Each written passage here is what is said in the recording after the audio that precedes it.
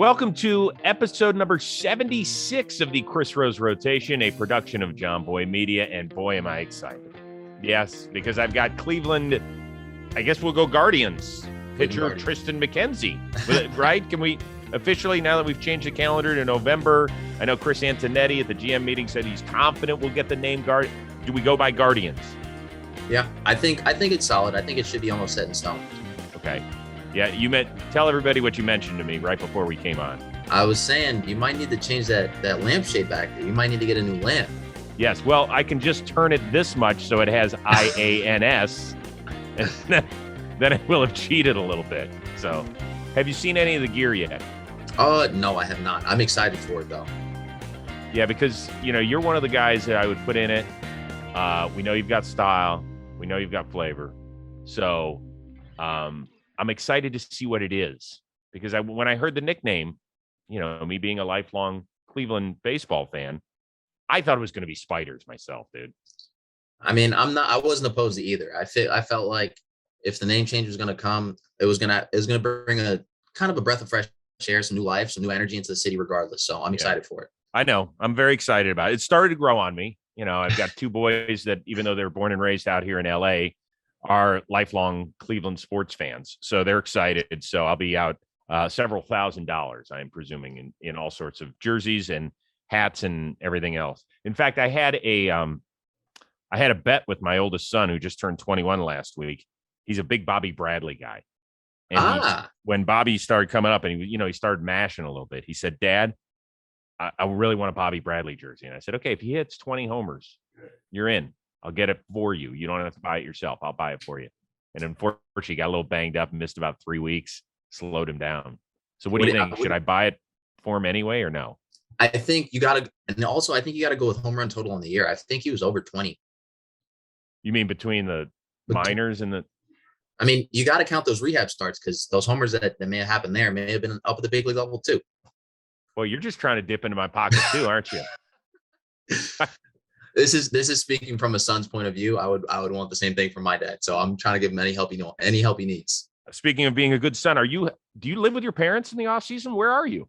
Yes, I am home. I'm in my same bedroom that I lived in high school. That's awesome. What is it like being a big leaguer and living with your parents in the off season? The dynamic is still the same. I'm very much the young son. I definitely try to help out a lot more around the house when it comes to anything. But they've always given me my space. They've always kind of let me be my own man. They kind of push me in the back of the house and let me do my own thing. Do you have chores? I mean, my mom will get on me to wash the dishes, take the trash out, normal stuff, but nothing that I can't complain about not paying rent for, So you're living rent free. It's nice out here. What can I say? Man, that's I pay in other ways, so don't let it distract you. Oh, so we're hooking up mom and dad a little bit. Always. You got to take care of the people that brought you here. That's good. Do you have to clean the bathroom? I kind of have my own bathroom in my room, so I take care of it myself. Don't let it turn into just a shithole. No pun intended here. No. That's what I get on my son about. Seriously, I was like, if you're going to clean two things, it's the kitchen and it's the bathroom. We cannot have. Of course. You don't want roaches, and a dirty bathroom is no bueno either. No, not at all. Not at all. So what's the off season like for you? What are you doing? Do you want to travel? What's in your world? As of right now, just kind of relaxing, waiting for my brother to get home from college for Thanksgiving, kind of settling down until like the meat of the off season. I'll probably do a little bit of traveling once it gets a little cooler. I'm planning to head down to the Home Run Derby in Paradise down in the Bahamas in December there. But outside of that, I'll probably be home working out, throwing, just getting ready for next year. At this point of the year, are you even picking up a baseball or no? Here soon. Just trying to get ready for baseball. It's kind of a constant complex of just figuring out your body and what you like and what you don't. Some guys have been throwing for 2 weeks, 3 weeks now. And some guys probably won't throw until closer to December. It's kind of in the middle for everybody, but I start throwing usually around Thanksgiving, maybe a little before then. Got it. I know you are very close with your brother, who is he's a baseball player at Vandy, which was where you were going to go had you not been drafted as high, correct? Yep. All right. So how's he doing there? You all right? Yeah. I mean, it's hard not to like the program over there. The coaches from Corbin to Coach Brown to the strength coaches, I think they do a very good job of just creating this atmosphere of this culture of winning, this culture of you're with your brothers, you're with your family, and you're out there trying to win, you're out there trying to get better. And I feel like he really enjoys being up there. Who's smarter between the two of you? Because I know you guys are both really, really bright guys. Long ago, I'd like to contest and say it was me, but he's the one with the college education, so I might have to go with him. Not necessarily. Hey, man, that just means you're financially smart. You looked at those dollar signs that the Cleveland baseball team gave you, and you're like, okay, if I start investing this now, I'm on my way. This is true. Okay. But, and this kind of goes in conjunction with your nickname that you got when you were a youngster, which is Dr. Sticks. Dr. Sticks. The sticks is the obvious part. The doctor is because you wanted to become a doctor, correct? Yes, very true. And had you already picked out a field? When I was coming up in school, I really wanted to be a heart surgeon. Just the heart fascinated me. It was like the lifeblood of the body, and it was just something that always drew me in. So were you one of these annoying, like great athletes, but also straight A students? Not really. Not. I wasn't a good enough student as I should have been. We'll just keep it there. Really? What held you back? Was it? Not that I didn't do well in school, but I just felt like I was never a straight A student because I felt like I never dedicated the time to it. There was always that split time between baseball and making sure that I got to practice after school, and then from practice going straight to the gym, and then coming home dog tired to try and finish some homework and stuff like that. Okay. All right. So I'm going to give you a choice here when we start with baseball off the bat. We can talk either about your first major league start, okay, or your first major league hit. 100%, 10 times out of 10. Really? I don't know when I'm going to get another one of those. Oh yeah, well, yeah, that's true. It might not ever happen. It came against Vanderbilt's own Sonny Gray. Exactly. I got to talk to him a little bit the next day too, so it was really cool. What did he say to you? He said, "Good swing." Well, this happened in Cincinnati, and so we have Chris Rose rotation guest alumni, Joey Votto over there, and he talks to everybody. So what was your conversation like? So there's actually one of my favorite pictures from the whole year is me standing on first base with like my hands on my head, just in awe of the fact that I got a hit in the big leagues. And Votto was just asking me, like, he started a little conversation. I was honestly just astounded that I was talking face to face with Joey Votto, and he was just like, "Oh, like, when's the last time you hit? Like, your swing looked pretty good." And I was just like in disbelief. I was like, "Joey Votto said my swing looked good? I must be doing something right here." That's awesome that Joey Votto said that, man. Yeah. What's the scouting report on Triston McKenzie, the high school hitter? Throw him stuff. I don't know if I should give that out, because if I get another at bat, I might not get a hit. Okay, well, no, you don't have to give away how to pitch. But what were you a power guy? I'm a middle bottom of the order guy. He'll do his job. Occasionally he'll hit a double here and there, but crushes fastballs. Oh, don't leave it over the center of the plate. Exactly. Sits heater. And you went to high school in Florida, correct? Yes. So you can see some guys that can bring it down there. Yes. Actually, one of my favorite names to bring up when it comes to me hitting is Thomas Zapucki, who's a big prospect with the Mets. Faced him a bunch in high school. And? I got a hit off him. A very crucial game in high school, but I don't want to brag. Did he return the favor? No. I love it. I always have to ask guys that can bring the heat a little bit. When did you know that you were great at pitching? How old were you? I would say I was a late bloomer. I felt like I was always a good pitcher kind of growing up, but I was never the guy that was blowing guys away with the fastball or had like a super nasty off speed. I just kind of knew how to pitch. And then I would say, honestly, my very first year, or like my senior year of high school, when there was a lot more hype, there was a lot more scouts and stuff like that, and I kind of started feeling myself a little bit more, and the velo was there, was definitely when I was like, oh, this could be a living for me, or this is something that I could see myself doing long term. So Lucas Giolito, who is a co-host on this show, And, he's just this beast. He's 6'6" and 250 pounds and has always been bigger than all these other kids. I was like, when was the first time you touched 90? He's like, it was either 13 or 14. I was like, 13 or what? 14. See, I think I was 16. It was my junior year, but it took me a while to get up there. I want to say my freshman year when I was 14, I was 79, 81, 82, something like that. Really? Yeah. Late bloomer. Okay. And of course, your physique is the first thing that people look at. So when you were a freshman, what'd you weigh then? I could not tell you, but I looked exactly the same, just shorter. So you were what? 6'2", 6'1". Uh-huh. Call it 100 and barely over 100 pounds, 110, 120, if that, somewhere around there. That is amazing. That is amazing. At what point do people stop talking to you about your weight? I feel like people that don't know me or see me at first glance, their first comment is, "Oh, he's very tall and he's very slender." But I feel like a lot of the times when it comes to people that see me work out or people that see me like sit down and eat with me or do stuff like that, they'll be like, "Wow, like it's not because he's not skinny because he's skinny. He's skinny because his body's just like that." Right. I was thinking of bringing you over to Camp Rose for an off season. I really was. We'd be sending you back to Cleveland or the spring training facility out there in Arizona. No, if it means good food, I'm in.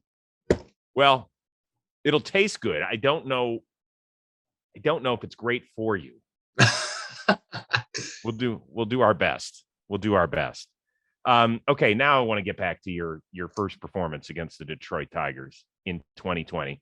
It happened during the pandemic, and in your very first inning, you get to face Miguel Cabrera. Were you thinking about that all day? It might have been more than a day. That whole like build up leading into that start, I got told pretty much the Thursday beforehand that I would be kind of getting called up. And then I had to sit in the stadium on the Friday before I started on the Saturday. And the Friday before the game, or the Friday night, when I'm sitting and watching the game, it's me and like all the starters doing our due, watching the game. And then Bieber goes up to do his shoulder care work, like during the middle of the game to kind of just make sure his body's prepared. Savali, all the guys kind of disappear to go do their work. And I got all my stuff done early because I was just accustomed to that. And I was sitting out there in an empty stadium by myself, kind of just by my lonesome, just thinking about like, wow, we're playing the Tigers right now. I'm going to have to face Miguel Cabrera. I'm going to have to face Jaime Candelario. I'm going to have to face Victor Reyes. I'm going to have to face one of my old teammates, Willie Castro. It was just like the buildup was super intense. And then leading into that day, I couldn't even sleep that night. And then you strike out Cabrera the first time you see him.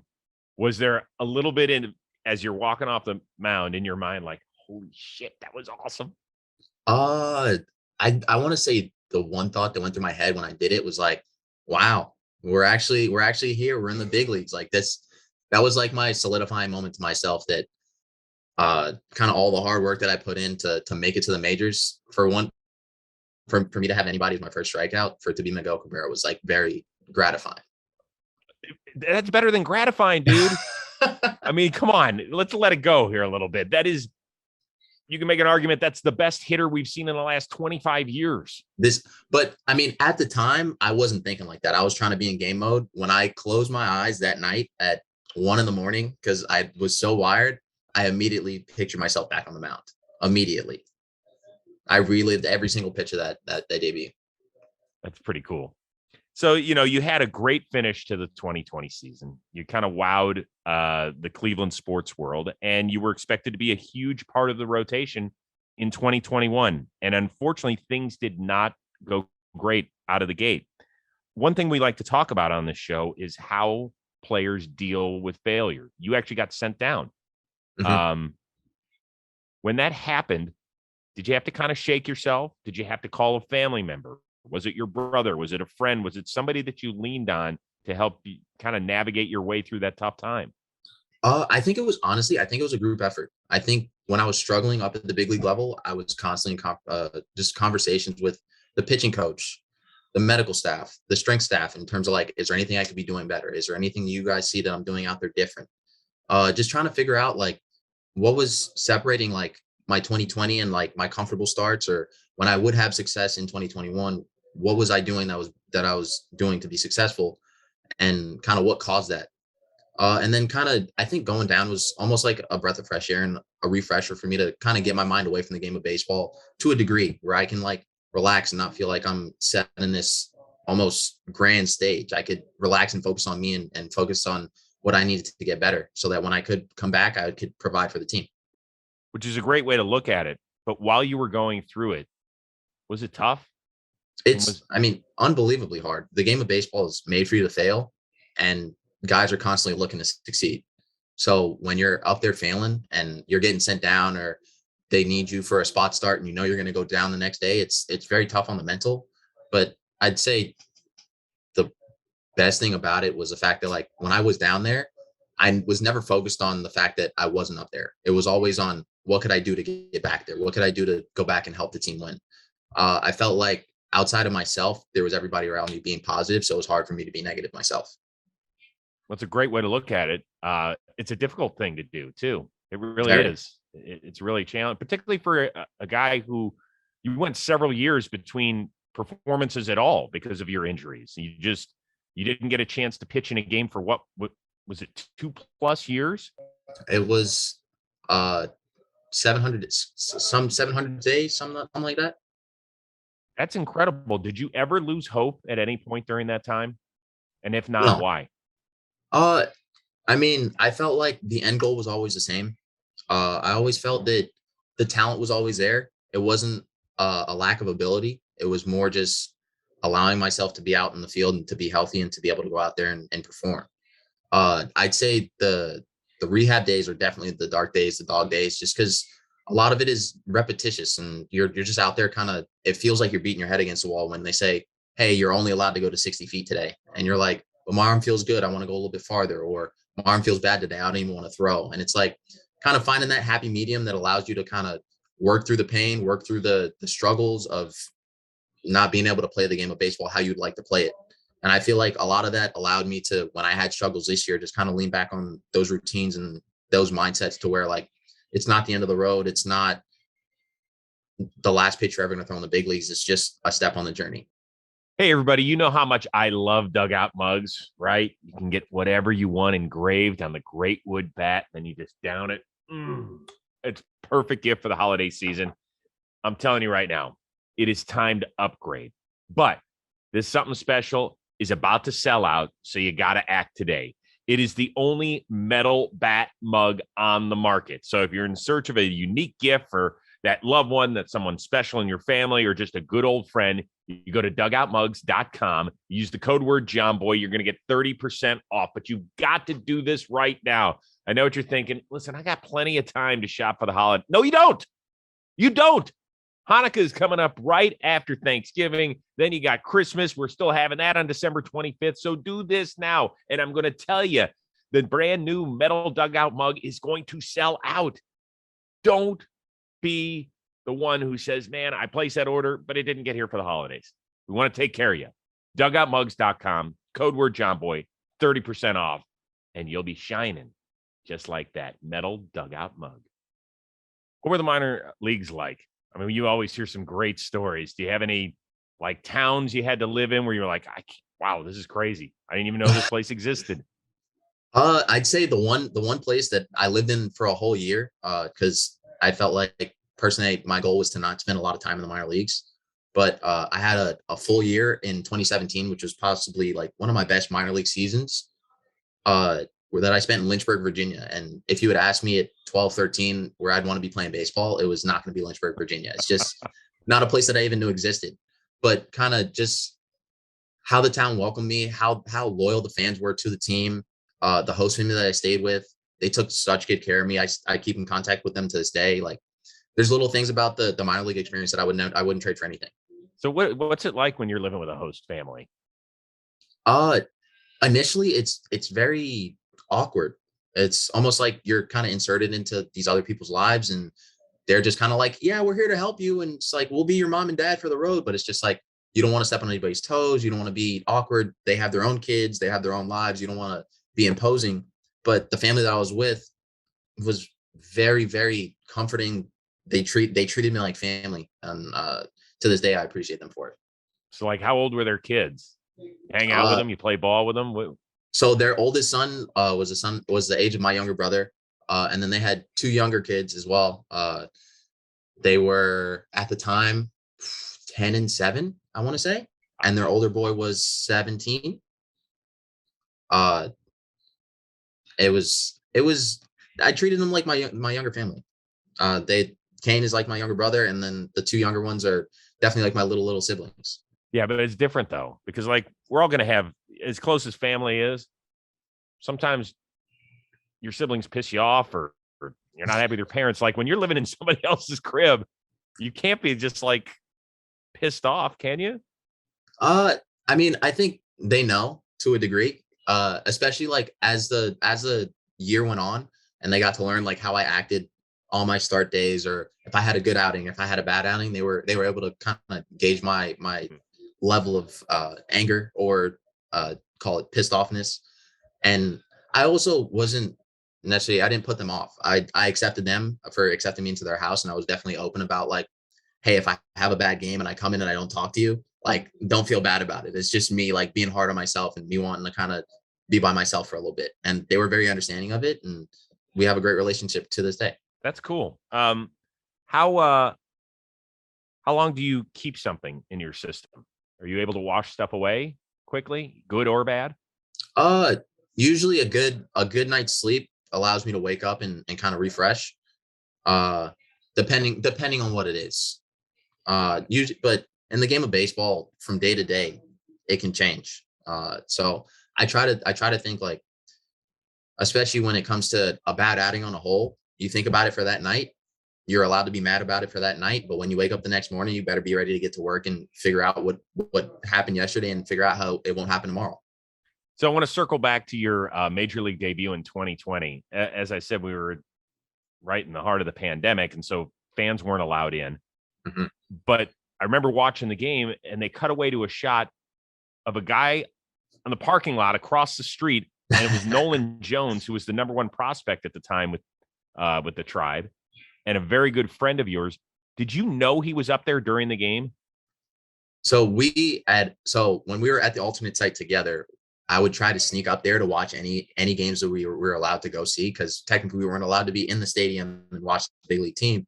So we'd try and sneak up there to kind of watch whatever games were going on. So kind of the consensus was, if you make your debut, I'm going to be there in any capacity I can. So I didn't know that he was there at the game at the time, but after the game, when someone was like, hey, did you see that they had Nolan up there? They put him on the camera. They did everything. And I was just like, it doesn't surprise me, but it was definitely like heartwarming to know that he followed through on his promise and he was up there for me. That is so cool. I mean, it was great. I loved that story. I remember seeing it and I was like, I remember Andre Knott, our buddy, who's a reporter in Cleveland. It's like, yeah, that's Nolan Jones up there. I was like, that is the coolest thing ever. Yeah. That's friendship for life type stuff. Right. And me and Nolan had a lot of history. We were both out in Arizona dealing with our own separate injuries at the same time. So there was a lot of bonding that went out in that regard. And then kind of coming up and dealing with some of the alternate site stuff. It was kind of the same thing. So it's my boy. Well, you hit the fast forward button and you've already had a lot of history against the Detroit Tigers. This past year, you came back up, you were throwing great, and you had a special day. I think it was in mid-August. August 15th. Where you took it. Okay, August 15th. I hear you. Where you took a perfect game into the 8th. Yes. And 2 outs in the 8th. And it was also happened to be the day where Miguel Cabrera is sitting on 499 homers. There was a lot going on there. How cognizant were you of maybe being a part of his history going into that start? So very cognizant of that. Before the series even started, our whole pitching staff was on red alert that Miggy was at 499. And as a pitching staff, our goal was to not be 500. From starter to reliever to closer, nobody was going to give up 500. That was our goal, and we followed through on it. And I just wanted to be a part of that. At the same time, like, I got to tell you, now, I know your job is to prevent runs and not give up hits, but you would live in baseball lore forever. I actually joke with some guys on the team. I was like, if anybody's going to give it up, it's going to be me. Because at the time I was like, he was my first big league strikeout. And if anybody was going to give up 500, I'd want it to be me. And how aware of the perfect game situation? Like, when did you know, like, something special is going on here? I mean, Bieber said this in his interviews, but usually after like the second or third inning, if I haven't given up a hit, I know. That early? Usually I get it out of the way early. Usually the first or second hitter of the game gets a little knock, and then I don't have to worry about it. I don't think about it. But I'd say it really like sunk in around the fifth or sixth, because some of the fans out there were definitely chirping me saying that I had like a no-hitter going. So it was definitely starting to sink in. But we put up a lot of runs that game, so I wasn't even really thinking like that. Yeah, I think it was 11-0 when you finally gave up the knock. I heard that that Hedges, who talks to everybody, including like the vendors in the crowd during a game, was not talking to you later in the game. Is that accurate? So the story in the clubhouse, well, pretty much in the dugout, was I was the only one in the dugout talking. I was like just cheering for, like, we're up 7 runs in the second inning, and I'm like cheering on everybody to like get a hit at the plate, and everybody's looking at me all types of crazy, like, dude, focus on pitching. And I'm just like, I'm doing anything to get out of my own head to like not think about the game. Well, I think now that the Joe Musgrove threw a no-hitter for the Padres, that Cleveland has gone the longest without one. Really? Yes, since large Lenny Barker in May of 1981. And everybody claims to have been at that game, but there were like 3,000 people at that game. I was not at the game. I went out to dinner with my parents, and I came home and we put the game on with my brother. By the way, my brother's name is Pete Rose, just in case you're curious.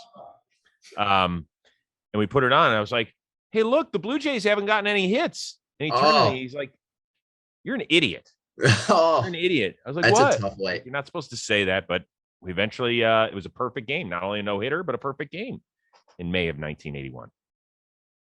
There you go. No pressure, but if you want to take care of that next season, you're more than welcome to. Don't worry, it's on the docket. Hey, when it's your turn to step to the plate, you want your weapon working big time. But let's say you get up there and all of a sudden stuff ain't working. Well, how do you get some help? You got to figure out a way. And that's where our friends at GetRoman.com with the keyword JOMBOY are going to help you out, because they are going to figure out a way to treat all forms of ED out there. Okay, it happens. Like 52% of guys aged 40 to 70 experience some form of erectile dysfunction. And it's nothing to joke around about, but it's something you want to take care of, because you got that someone special in your life. You want to be able to take care of them. Here's the cool thing. You hop on the phone with a U.S. licensed healthcare professional. You talk it through. If they feel like you're going to need some medication, they're going to get it to you within a couple of days. It'll show up at your door discreetly. Here's the cool thing. You don't have to walk into the doctor's office and feel embarrassed about that. You don't have to go to the pharmacy and talk in front of the 5 or 6 people that are going to be in line behind you. Once again, you do it from the comforts of your own home. You have a phone call. They're going to take care of you. And if you act today, GetRoman.com/JOMBOY. If you're prescribed, you're going to get 15% off your first month of ED treatment. So make sure you have the confidence so that when you're ready to step to the plate, you'll be able to deliver. I read a really interesting article on you that when you came back up, or I believe it was right after you came back up, that Miguel Cabrera and Salvador Perez, did they talk to you? Did they mention to you about how good your shit is? And like, just let it go, man. You're going to be great. So I haven't really had like a sit down conversation with either of them. But Miguel Cabrera, like, for instance, like in the game where I had the perfect game going, like he'll be at first and ask me like, are you out of the game? Like, oh, thank God. He'll like make little hand motions and be like, oh, thank you. You're out of the game. And that's like super reassuring to me. And then the story with Salvi was pretty much, I pitched against the Royals at home, and they're leaving to get on their bus, and they're kind of just loitering in our parking lot, just hanging out before their bus leaves. And I'm heading up to my car in our parking lot, and I walk past them, and Salvi looks at me and goes, hey, good job out there tonight, bro. You're freaking nasty.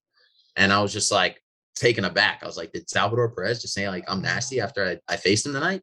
So it was little things like that were like very settling to me in terms of like, wow, if these guys think I'm good, then I might have some good stuff. Is that like your welcome to the show moment or did it come earlier for you? Was it something else? Was it did you have a chance to meet somebody that you were blown away by or something?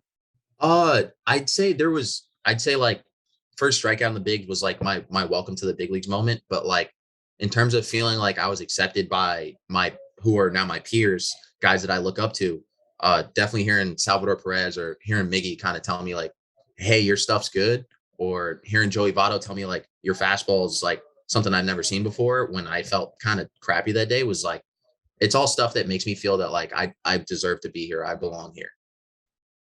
And so, you came up right in the heart of COVID. So you probably haven't had as much of a chance to meet people. Have you met any of your childhood heroes? Have you, mingled with any of those guys, whether it's on the field or somewhere else? I'm very shy when it comes to that. Like I don't know if shy is the right word, but sometimes I feel kind of awkward going out of my way as like a rookie to be like, hey, Miguel, can you sign this for me? Cause like, I'm a huge fan. I've gotten some autographs. I've met some people. Like I'm a big fan of Tim Anderson with the White Sox. We play them often. I got him to sign a baseball for me, and it was like huge. And then just traveling around the league and just seeing guys in general, being on the same field as a Yadier Molina or a Miguel Cabrera, and just feeling like, wow, I'm watching history right now is very crazy. So you grew up in Florida. You were a fan of, was it players or a team or what? We're not going to speak about it. I grew up a Yankees fan. Oh my gosh. How'd that happen? Family's all from New York. We moved from New York when I was 4. So I grew up a huge Derek Jeter fan. Huge Jeter fan. Have you had a chance to meet him? No, I have not. Okay. We're going to make that happen. We're like the Oprah show. We make dreams come true. I like really this. Do. So you wanted to be Jeter? 100%. 100%. Who would? I mean, at the time growing up, it's everything about him was for me the epitome of what a baseball player should be. He's the captain of the New York Yankees, who are the biggest team in baseball at the time. And you never hear about him. He's never one of the guys that's in trouble off the field. He's never in trouble in the media. He's almost the pristine example of what you would want your son or daughter to be as a professional baseball player. Hey man, I thought he should have just gotten into Cooperstown based on how he never got in trouble in New York in 20 years. I didn't care. He got 3,000 hits and won 5 rings. Just the fact he stayed out of trouble all those years. I'd be like, yeah, free pass to Cooperstown. You're in. Free pass to Cooperstown. You're in. You're in. So you probably only remember the 2009 World Series. How old are you? 20? I'm 24. I was born in 97. Oh gosh. Yeah. Yeah. So you only remember 2009. Yeah. Hold tight. Let me see if I can get this. Yeah. There we go. So this would be 2009. Oh, that is so sick. You see who's presenting that championship trophy? That's Chris Sideburns Rose. Sideburns. Yes. I see Mo there. I see Jorge Posada there. Oh, yeah. Yeah. The core 4, Pettit was back after a brief little stint with the Astros. A-Rod was there. The whole bit. CC was there. I thought I heard that CC's one of your guys. I got to meet CC earlier this year. Super down to earth dude, super cool dude. Like one of the first things he ever said to me was like, I introduced myself and I wanted to say like, hey, CC, I'm a huge fan. And the first words out of his mouth were like, hey, dude, I'm a big fan of you. And I was just like, CC Sabathia is a fan of me? That's like super cool. Now that's good, right? Yeah. Okay. See, you said you hadn't met people. CC's pretty.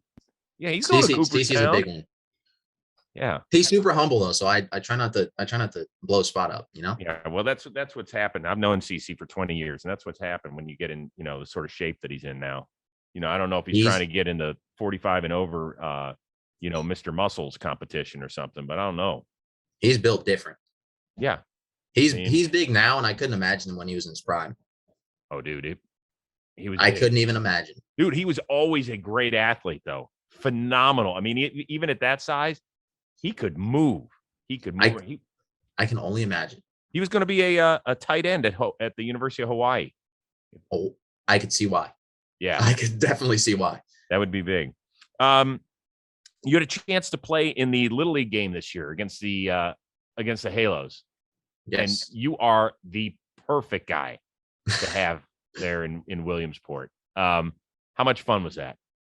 I felt like one of the kids. I got to go out there and see Mike Trout across the field. I got to go out there and see Shohei Ohtani across the field. I like to advocate that I'm a big fan of the game outside of just playing. And I enjoy watching good players play the game. I like watching the game at the highest level. So being able to go out there and watch the game, and as well as like interact with kids who they're seeing me and thinking that I'm Shohei Ohtani, not necessarily Shohei Ohtani, but they're seeing me as a big leaguer who's kind of made it, was huge to me. The impact that you can have on any one of those kids, whether it be, hey, can you sign my hat? He might keep it forever. Hey, can you sign my baseball? You may make his day, even if he throws that baseball away, which is huge to me. You're better than Shohei Ohtani. I don't know about that one. Well, I'm just saying. I mean, if we're just going strictly by stats, you've faced him 3 times. Do you know what's happened all 3? At least 1 strikeout, because I remember the first at bat. You're looking at him right now. This is all 3. Yeah, there's 2. And if you're audio only right now, that would be 3 straight strikeouts, all on breaking ball. So, I mean, if we're going to have a vote here for, AL MVP, just based on that alone, it sounds like it should go to Triston McKenzie. I mean, my hitting stats, I am a career 500 hitter. So right. Well, what's the big deal? He didn't even hit 300 this year. So you're 500 and you struck him out 3 times. But by the transitive property of baseball equality, if he walks away with the MVP, it really should go to your place. As long as he gives me like 25 of his home runs. Yeah. How impressed are you with what he does, just watching him? It's impressive because I know how hard the game of baseball is just for a pitcher. And then I watch our hitters hit and I'm like, there's no way I could do that. And to watch him go out there every day and do both is ridiculous to me almost. It's just almost jaw-dropping to be able to witness him come in the game and coach comes out and pulls him out of the game and sends him to right field. I felt like I was in 13U baseball again. And he's playing a little kid's game and we're out here working hard. It's funny because I've done a lot of radio interviews up in Toronto and they're always like, hey, look at what Vlad's doing. Like, and his team's in contention. Shohei's isn't. I was like, okay, hold on. I love what Vlad is all about. I love 100%. What he's doing at age 22. He is unbelievable. We have never seen in the history of the planet what Shohei Ohtani is doing. I wouldn't say I've had arguments, but I've definitely had like disagreements with people as to like why I think Shohei should win the MVP over Vlad. And it's not to say that if Shohei didn't play this year and Vlad does what he does, it's Vlad's trophy outright. But I think it's just something that you haven't seen in the game of baseball. And that's what makes it so special for what Shohei's doing. And it's not like he's just kind of a half-ass pitcher out there. Exactly. Like he's the best one far and away that they've got. And he is dealing. It's just sick. I don't get it. Exactly. He's just different. He's a different breed. All right. One of my favorite players, Jose Ramirez. I didn't know when he came up at 21. I was like, okay, he's going to be like a utility guy. We'll move him around. And then all of a sudden he just blew up a few years later and has just done his thing. First of all, his helmet flies off every time he gets an extra base hit or he steals a base. I think it's the coolest thing ever. Sometimes I think he does it on purpose. What do you mean sometimes? Sometimes I think it just happens because he has a lot of hair. His dreads kind of like just push the helmet off. But sometimes I feel like it helps him run a little bit faster. So he might flip it off and get a little extra speed, lean in second. How much fun is he in the clubhouse? I mean, in the clubhouse, on the field, it's just a joy to kind of just be able to be around a guy like that and just know that you're going to get production and just see how much fun he has with the game. But he walks around like he's 7 feet tall too. I mean, 100%. He's got the strut, and he plays like it, and you can afford to do that. Yeah, he's the best. He really is fun. I know when you came on Intentional Talk, we talked to you about the famous high school photo, but I want to bring it to our new audience here at JOMBOY, just so that you can explain why. Oh, matter of fact, shout out to Jonathan India. He's NL Rookie of the Year candidate. Yes. He has one of those pictures too. So I would like to drag him down with me. Oh, we're going to have to dig that one up. I would like to drag him down with me. So this was this was just based in the region in Florida? Was this a statewide thing if you were up for like an athlete of the year award or something? I think it was, don't quote me on what newspaper it was, but we both won player of the year for our respective divisions. My school was 7A, his school was 3A.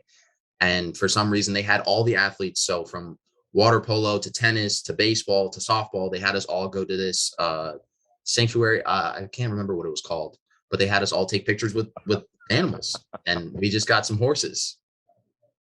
But look, all right, see, now India's got the big old smile, right, with the horse. And then I think yours is a little bit more of like, really? I mean, it was a beautiful horse. I was going for more stoic. Stoic. Is that what it was? Do you remember the horse's name? I think her name was Big Momma. No, no, I'm pretty sure it wasn't. That wasn't her actual name, but that's what they called it when we were there, at least. Big Momma. It was a big, beautiful horse. I don't remember her name. Big Momma. Oh my gosh, I love that. We're gonna have to find more in the history of Florida high school baseball of guys that have posed with Big Momma and other animals. Also, I'd like to apologize for Indy for bringing you down with me, but congrats, dude. Yeah, another former Rose rotation guest. You know, of the season, and he'll be back. Oh yeah, he was good. He was really good. So I want to ask you something here. Are you concerned about the percentage of black players in Major League Baseball? I wouldn't say I'm concerned. No. Why not? It's the lowest. I believe it was not even at 8% last year. And just to give people an idea, 40 years ago, I think in 1981, it was close to 20%. Why are you not concerned? Because looking from the inside out, as much as I feel like there's not a ton of representation, I feel like the guys that are at the major league level now definitely have a huge impact on the youth. Mm-hmm. I definitely see a lot of young black players kind of around. I'm very active on social media. I see them on Instagram. I try and follow as many as I can in terms of like just letting them know that they're seen, that they're heard, because a lot of the times when you're growing up as a black player in baseball, you feel very singular on your team.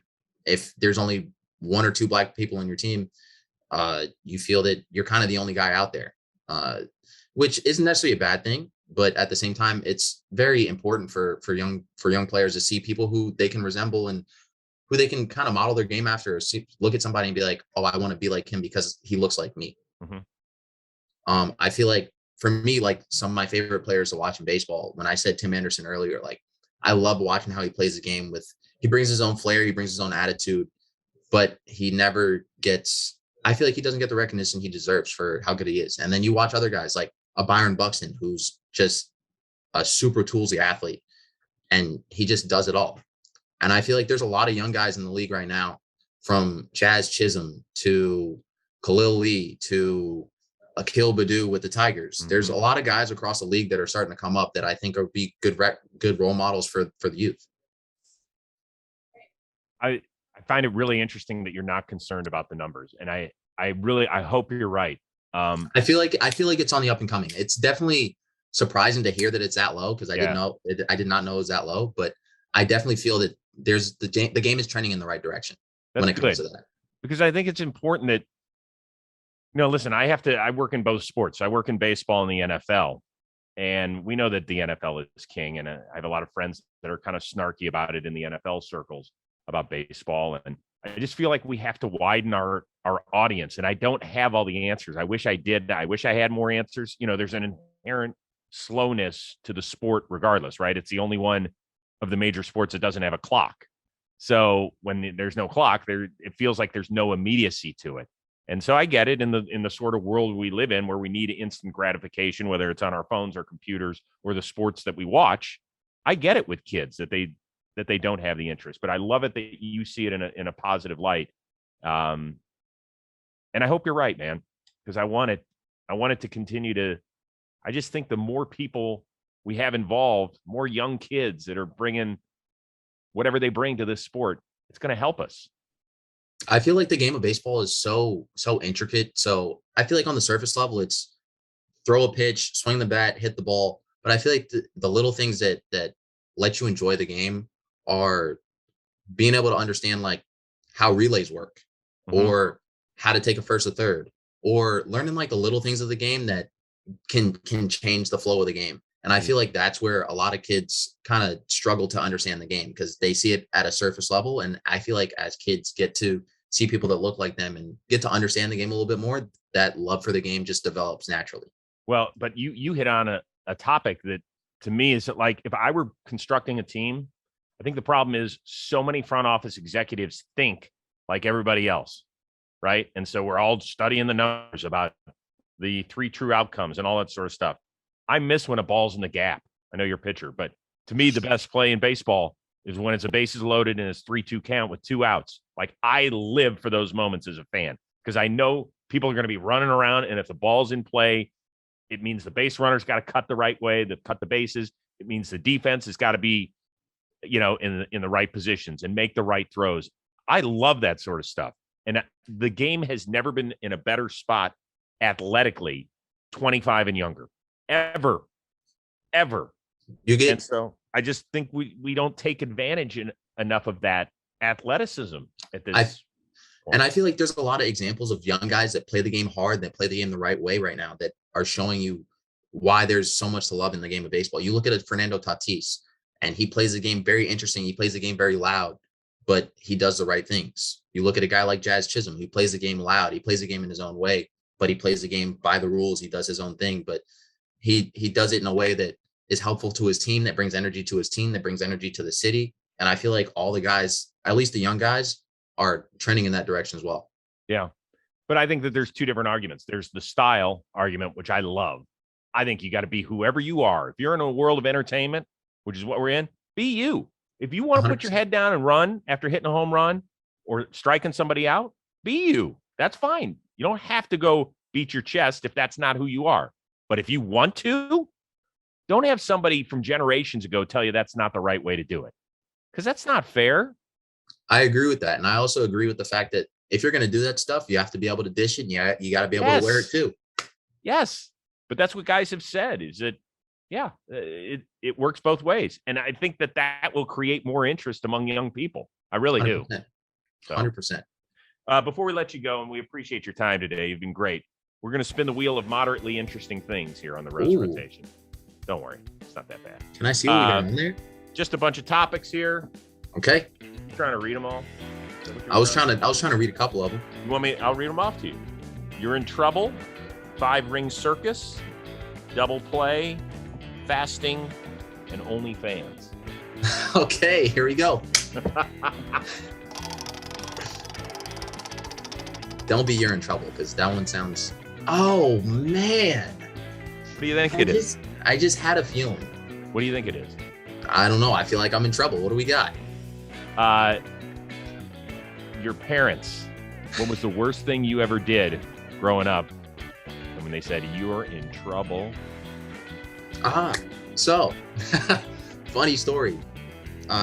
Young baseball playing kids, as we shouldn't be. Me and my younger brother are playing baseball in the house. We have one of those little Louisville Slugger wooden bats that we got from, I think it was a minor league game that we had ended up going to, or I don't remember where we got the bat from, but they're like super glossy, super slick. And we had like a little foam baseball, and we're playing baseball in the house. And I think I'm hitting, and I swing as hard as I can, and I let the bat go. Bat slips out of my hand and just hole right through the wall. Get this, right outside my parents' doorway. So like literally it's going to be the first thing they see. And we had nothing to do but just sit there and just wait on it.